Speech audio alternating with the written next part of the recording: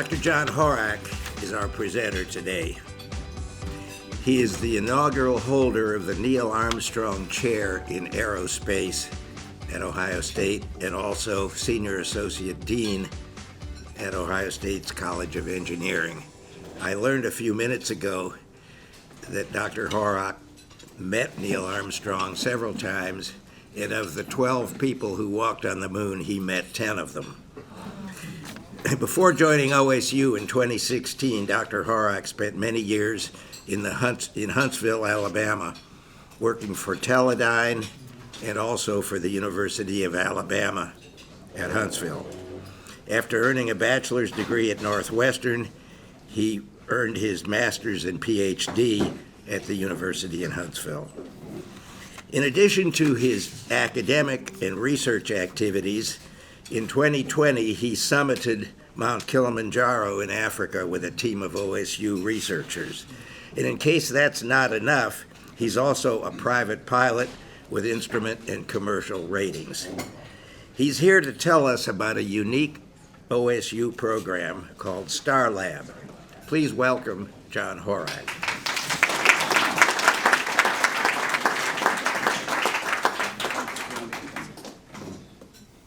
I feel really tall. Let's get that out of the way. It's all good. All right. Thank you so much for the chance to be here. It's a pleasure to share with you. As you eat your lunch, I hope that I can give you a little appetizer of what's going on at Ohio State and in the state of Ohio and in the United States.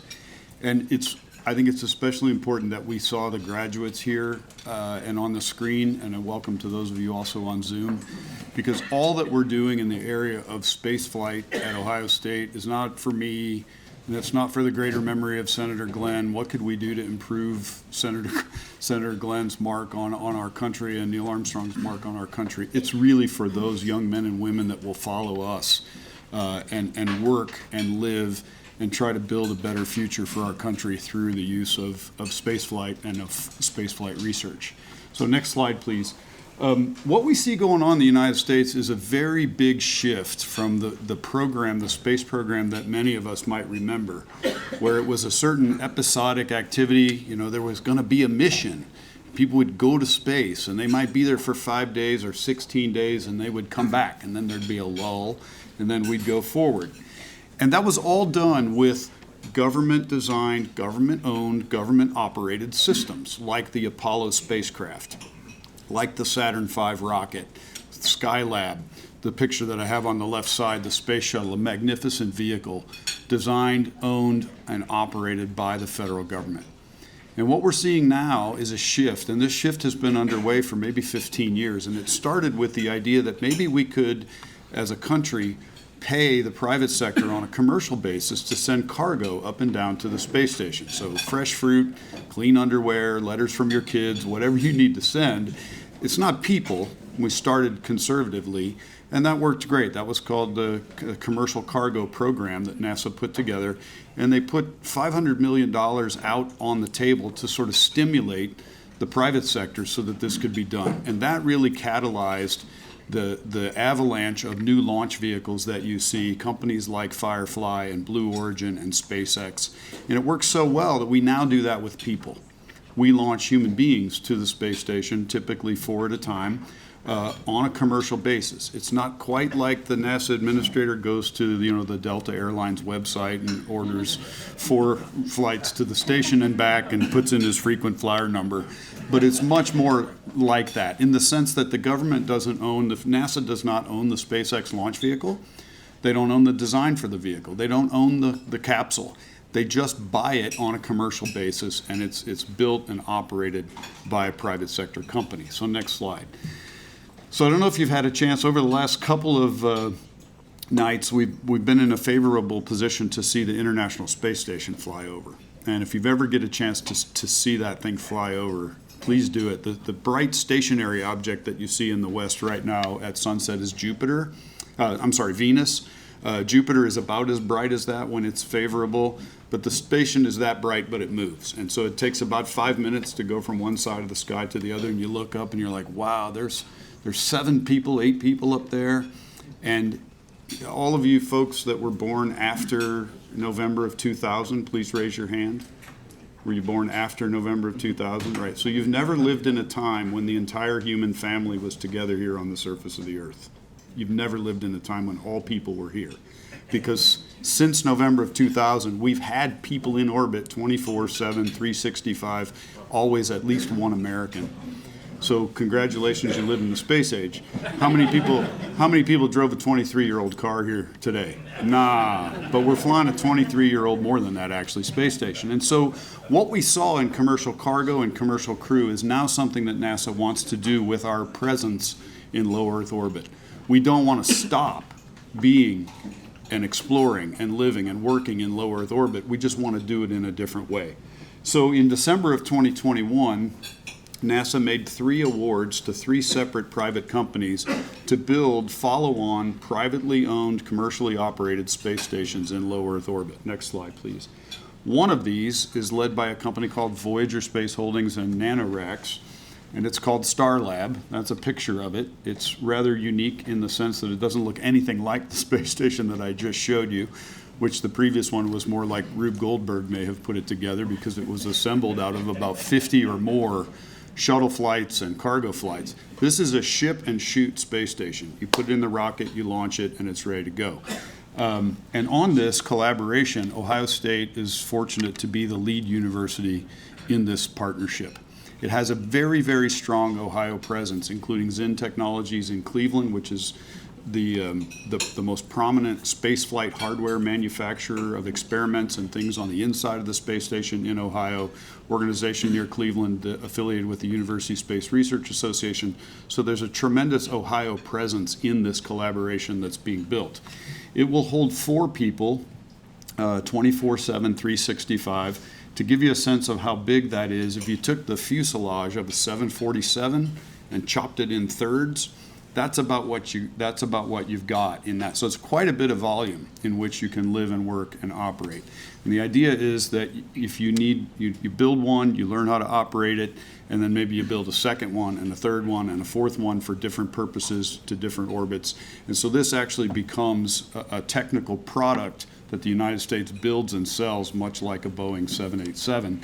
In this, both on the inside as well as on the outside of the space station, tremendous amount of scientific research will be done, both continuing on from what we're doing over the last 20-something years on the ISS, but also for future commercial and other activities. So next slide, please. And I'm sorry, I put these in PowerPoint, so we have to test how this works. And so the station is important. The physical hardware is important, but I think it's even more important to point out that this is a business that's being put together. This is a commercial enterprise that has to be successful. And so the station is a component of a larger enterprise called the George Washington Carver Science Park. Remember, if you go to the market, many of you are in business here, you take your business plan to, you go see Steve Steinauer at Huntington Bank and you say, Mr. Steinauer, I'd like to get a loan for my business, here's my business plan. And if your business plan is a commercially orbiting space station, he may say to you, well, that's really nice, but we don't have many of those in our portfolio. I don't know how to assess the risk. I don't know how to assess the reward. But if you go to Huntington Bank and say, we have a science park that we're putting together. These exist in the world. They're in Holland and in the United States, and Adlershof in Berlin is perhaps one of the oldest of these science parks. And this science park has assets on the ground and in orbit. I can get that too, right? So this becomes a business that you can get your arms around. And so this science park is named after Dr. Carver for several reasons. One, of course, he was one of the most prominent agriculture and biological scientists that the United States has ever known and probably will ever see.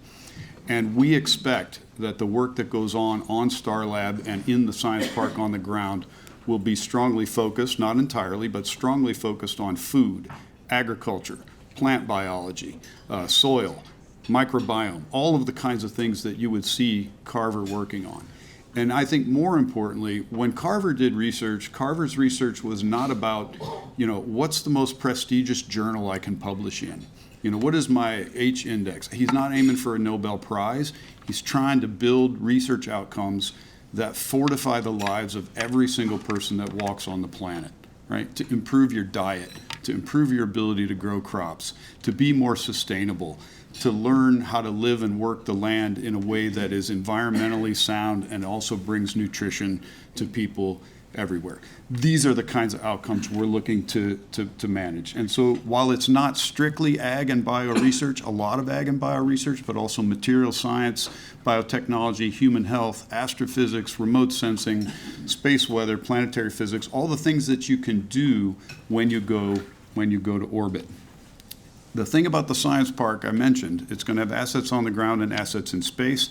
The initial and focused assets on the ground are going to be here on the campus of Ohio State University at the north side of the airport, and I'll say a little bit about that. So this tremendous opportunity for Columbus, for Central Ohio, for the Midwestern United States to have a literal anchor in commercial spaceflight research and activity tied to the orbiting space station for perhaps 40, 50, 60 years. The space station is kind of like the B-52 of orbit, right? It's just going and going and going and going. 23 years, it'll retire in 2030. Next slide, please. So I covered this. You can imagine just all the things that you can do in low Earth orbit when you can turn the gravity vector up and down, right? It's the one thing that no scientist in her lab can do on the ground. You can't go in and say, okay, I think I want to understand how this plant works. How does it know which way is up? Well, it senses gravity. Well, what happens if I turn the gravity off? How will the plant behave? What is the mechanism it uses to know the roots go this way and the leaves go this way? You can see kinds of things that happen. If you had Italian salad dressing, for example, today, you know that the oil floats to the top and the vinegar floats to the bottom because they're different densities. In space, that doesn't happen. So you get different mixing. If you open a can of Coke or Pepsi, the bubbles come out on the ground. Why? Because the bubbles are more buoyant, right? In space, that doesn't happen. We'd like to use a lot of fermentation and biological activities. We can't use gravity to separate stuff. I could go on and on and on and on about what happens. The human body in low Earth orbit, many things change. You start to shed calcium from your skeleton almost right away. Your immune system behaves differently. Your eyesight can change. Your relative concentration of fluid in your body. You know, your heart is used to working harder to pump to the top than to the bottom. You get to space, there's no hard to pump, so you wind up with what feels like a head cold. You can see astronauts in space, their heads are puffy and they sound a little nasally because all the fluid tends to puff up in the upper part of their body. So there's a tremendous amount of work that we can do here in the Carver Park. And everything that you will see going to space requires a tremendous amount of preparation on the ground, 10, 20, 30 times as much effort on the ground per minute, per hour, for every minute of spaceflight, because spaceflight's expensive. So you want to wring everything out on the ground before you send it to space. And we're looking to do that here in the Carver Park and at the terrestrial analog facility for the space station that'll be out at the OSU airport. So next slide, please. So we kind of have 5 jobs at Ohio State. We're working to grow the global research community. That's one of the reasons I'm here sharing with you kind of what's going on. We're helping lead the STEM education and public outreach activities. So if you happen to know any students, Jennifer, have you ever, yeah, 45,000? Okay, that's a good number. And so that helps me size the parking lot that we're going to have to put in for school buses at the George Washington Carver Science Park. This is something that we really are essentially committed to. We're working with the folks at COSI, Dr. Frederick Bertley, with 4-H and the OSU Extension, with a company called Dream Up, which is a for-public good company that is in the Voyager portfolio that sends student experiments up and down to the space station, working with the Ohio STEM Learning Network and more to make sure that the impact of what we're doing is not just felt, but sticks with young men and women, so that we may have them out there on a Saturday, but what really matters is then what happens to them on Monday, right? It's great to have come on Saturday and had a great time, but does that carry over into what you're doing next? We also are deeply engaged in research commercialization. New knowledge, new ideas form new businesses. They form new products. They form new jobs that a young man or young woman may come through. Let's say they're at Kent State University. They study something related to space. They leverage the Starlab George Washington Carver Science Park. They get an idea. They start a company. they not only take a job in Ohio, they make a job in Ohio. And we build back against this idea where we educate our best and brightest and send them away to compete against us. We want to stop that. And then also scientific leadership in certain areas, and then hosting of the terrestrial analog facility, which is basically the highest fidelity environment you can find on the ground to mirror what's going on in space, so that when you send your experiment to space, hopefully the only thing you have changed is perhaps the gravity environment or gravity plus radiation, if you're interested in sticking a material, let's say, on the outside of the space station to see how it interacts with the space environment.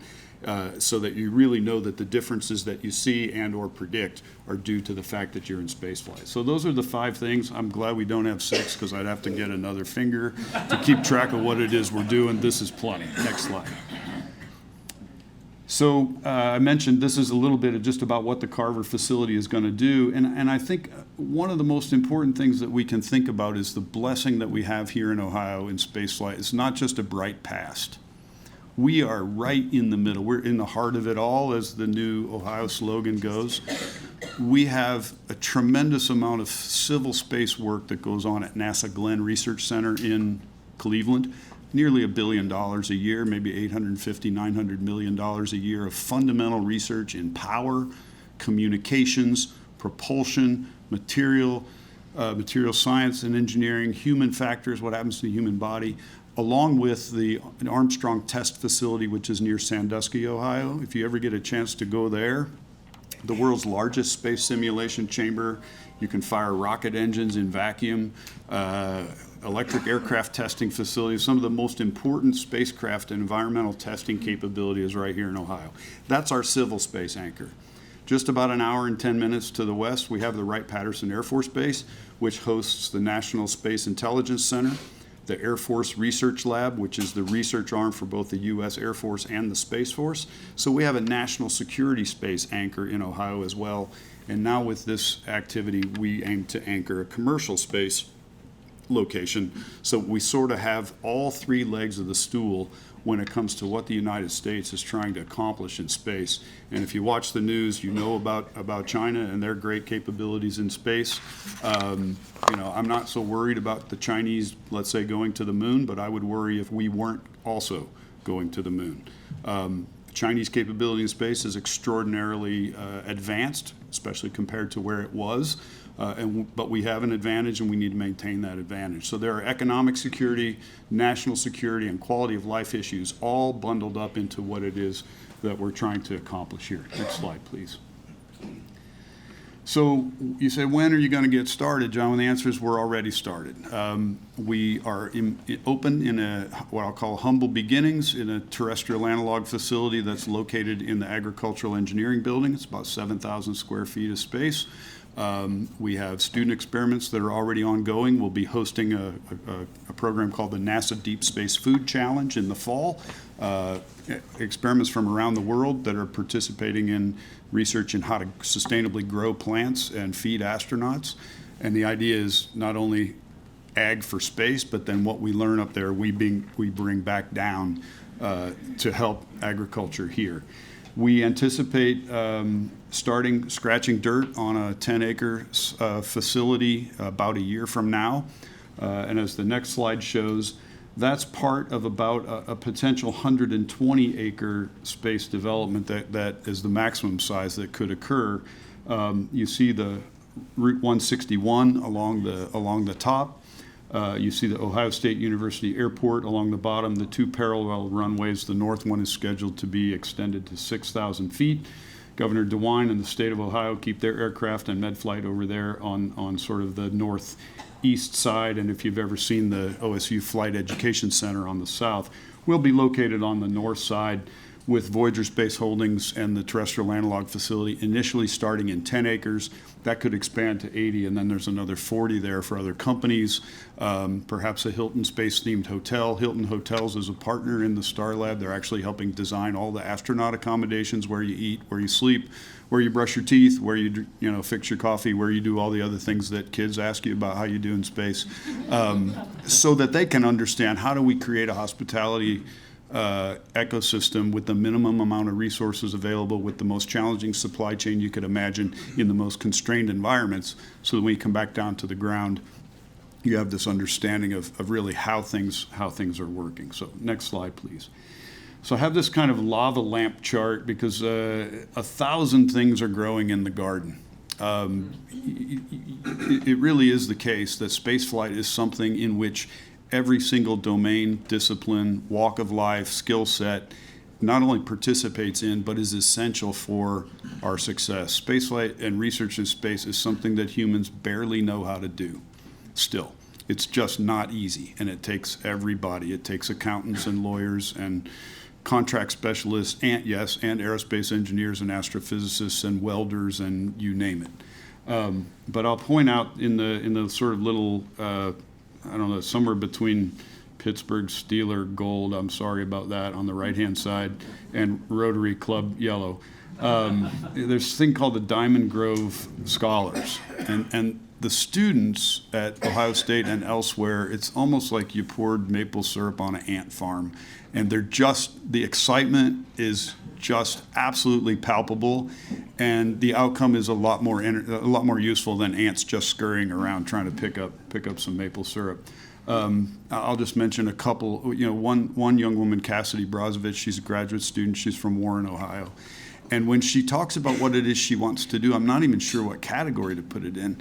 She says, Dr. Horack, I'd like to be able to have designer growth media for plants, right? Okay, so when you grow hydroponically or in space, you don't use dirt, right? 80 acres farms down here near Cincinnati, all the growth is inside. You don't use dirt.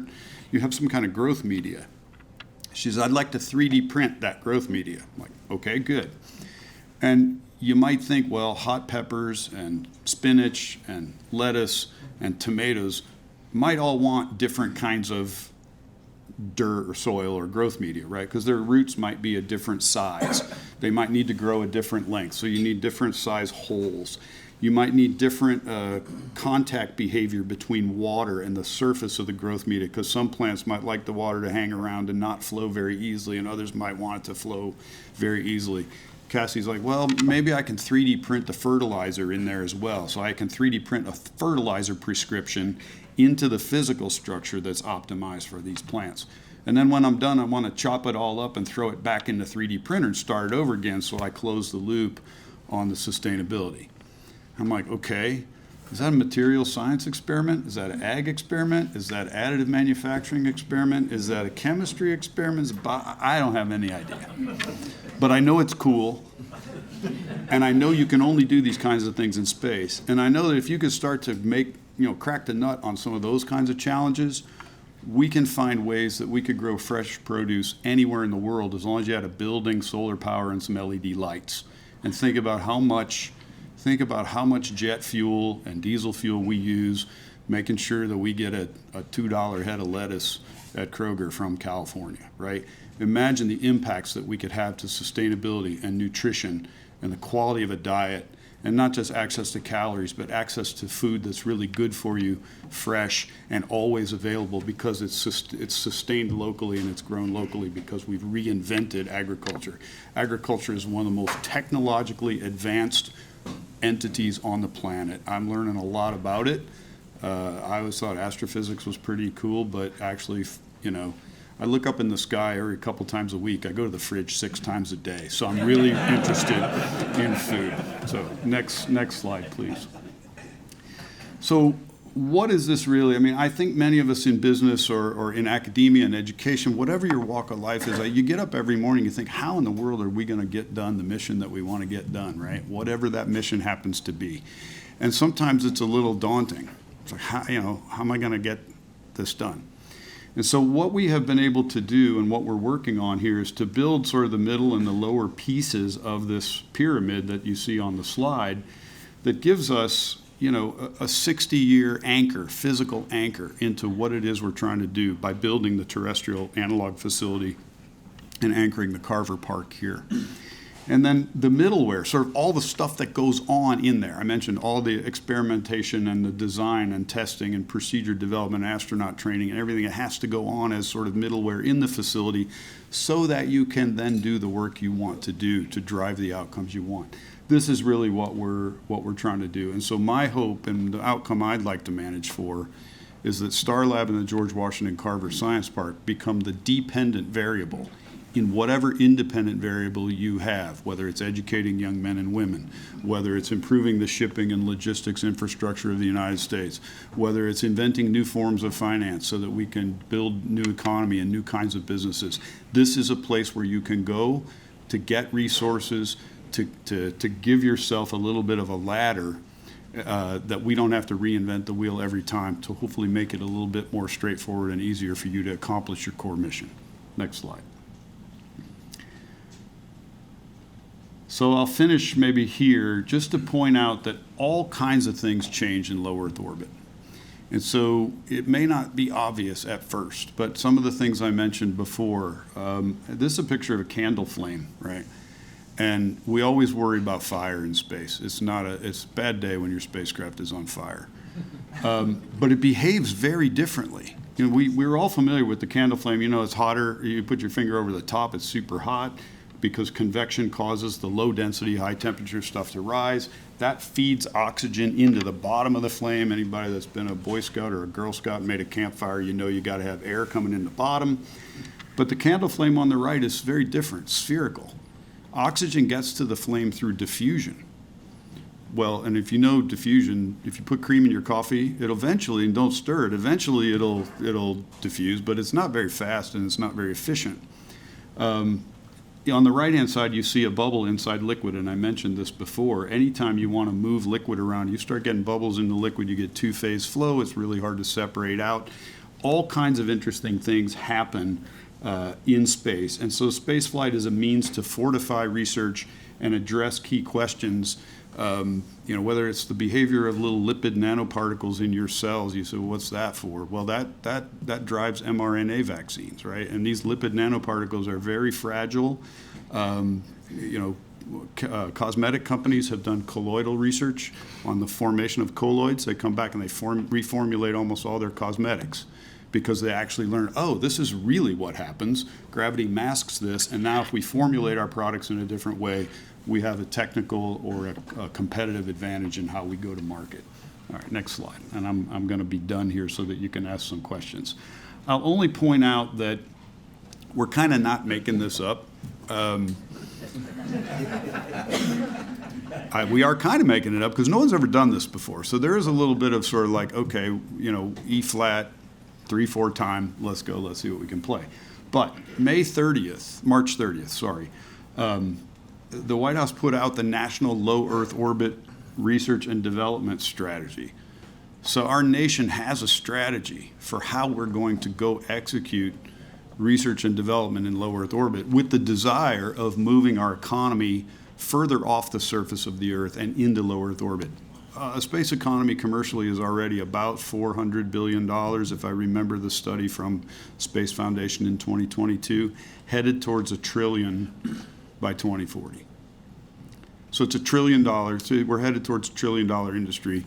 Organizations like Ohio State, State of Ohio, Jobs Ohio, One Columbus, Team NEO, we got to pay attention to any emerging $1 trillion industries, and we have to prepare the young men and women of Ohio to participate meaningfully and contribute to those industries. And what's interesting about this document is it's not just written by NASA. Robin Gatens, who is the woman that runs the International Space Station, a colleague of mine, was one of the lead authors. But you have representatives from the U.S. Department of Agriculture, the Department of Energy, Department of Transportation, of course, the Pentagon, the DoD, National Reconnaissance Office, other three-letter agencies. But this is a whole of government report on how the United States has a strategic priority to move our economy and our research development and economic activity further into low Earth orbit. And of course, that releases NASA then to go do the things on the moon and beyond that they're interested in doing, and allowing all of us to come take advantage of the hard work that's been done in pioneering low Earth orbit. All right, next slide, and then I think I'm done. Yeah, so when I was a boy growing up in St. Louis, I'd listen to an Ohio State Buckeye broadcast the Cardinal baseball games on KMOX. That was Jack Buck. And he would always say, thanks for your time this time, till next time. So long. So that's how I'll sign off. And thank you very much for your attention today.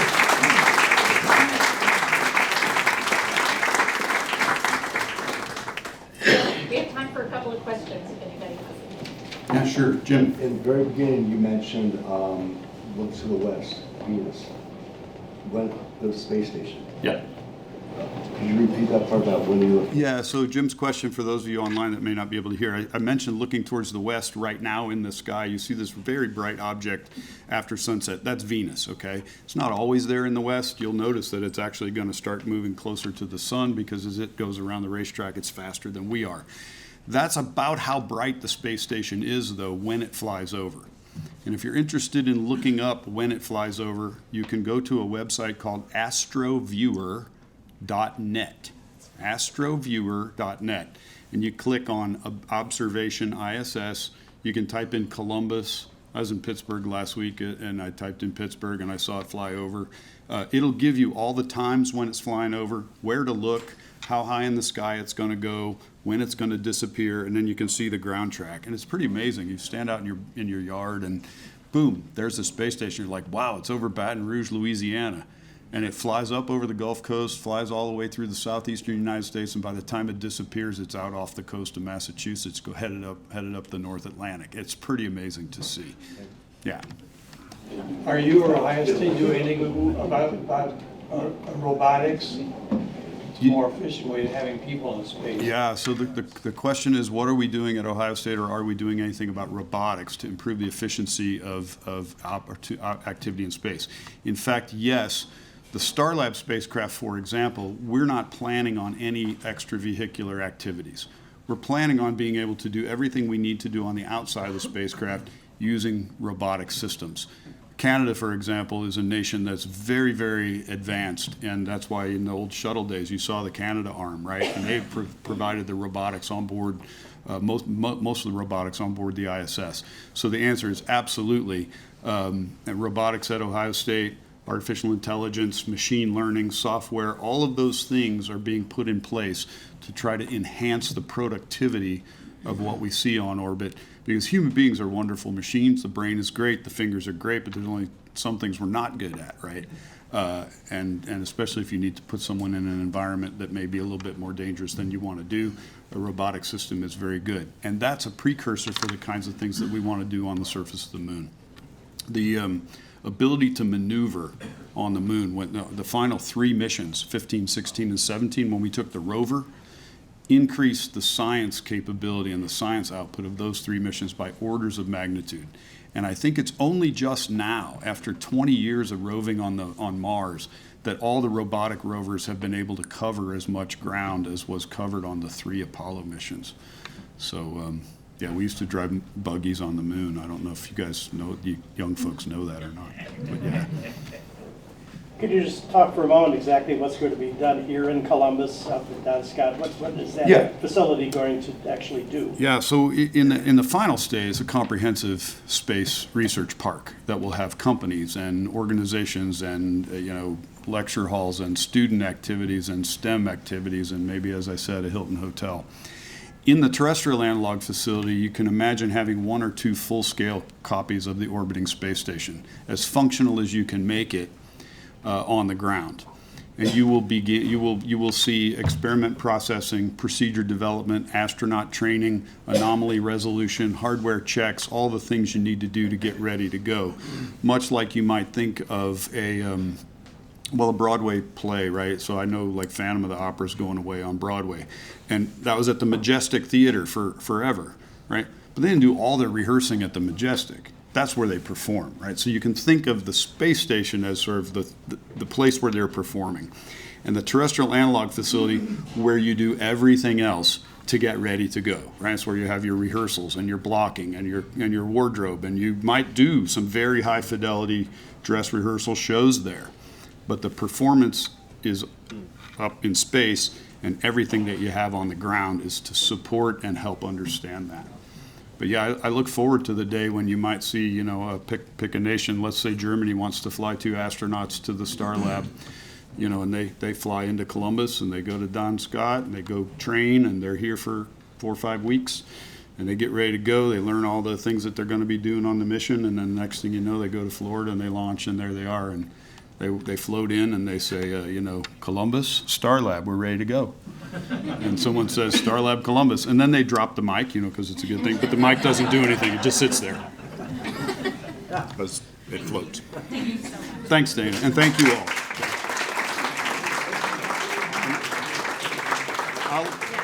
I'll leave some of my business cards. I hate to tell you, my cell phone is on it. I know we're on TV, so I'm not going to read my cell phone number out loud, but please call me, contact me, send me an email, whatever it is.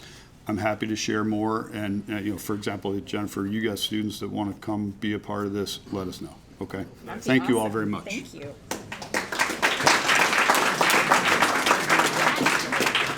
Thank you so much. I know also John has to go, so he's not going to be able to hang around to answer any questions. So we'd love to have you come back another time and share some more. So that was really wonderful. Thank you.